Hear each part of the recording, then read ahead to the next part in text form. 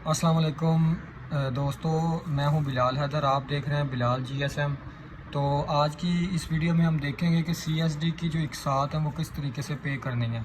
हमें बैंक जाने की कोई ज़रूरत नहीं है। हम अपने मोबाइल ऐप से या अपने किसी भी दुकानदार से, या अगर आप दुकानदार हैं तो आप कनेक्ट बाय एचबीएल एजेंट से इसको किस तरीके से पे कर सकते हैं। तो ये इस तरह की एक डिपॉज़िट स्लिप होती है, ठीक है। आपने ये वाला नंबर जो है ना, कस्टमर अकाउंट, ये आपका नंबर होगा, ठीक है। आपने इसको कनेक्ट बाय एचबीएल एजेंट से कैसे पे करना है मैं आज आपको बता देता हूँ। तो सबसे पहले आपने ओटीसी ट्रांजैक्शन में चले जाना है। जाने के बाद इधर आपको नज़र आ रहा होगा बिल पेमेंट। बिल पेमेंट पे चले जाना है। बिल पेमेंट पे जाने के बाद आपको यहाँ पे ऑप्शन नज़र आएगा लोन रीपेमेंट।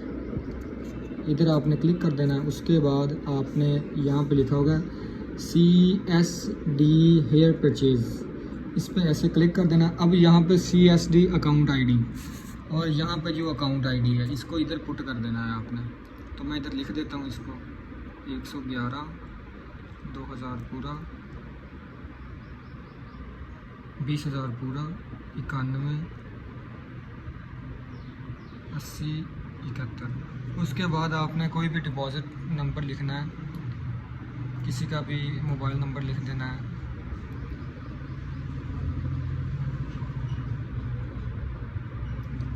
नंबर लिखने के बाद कुछ इस तरीके से शो होगा कि आपकी जो इस मंथ की किस्त है वो 6,718 रुपये है।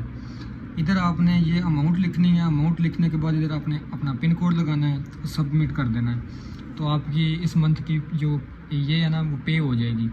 अगर आप दोबारा इसको पे करना चाहेंगे तो दोबारा जब इसको लिखेंगे तो फिर उसी मंथ यही शो होगी, ठीक है। तो आप इसको हेल्पलाइन पे कॉल करके भी पता कर सकते हैं कि ये पे होगी या नहीं होगी।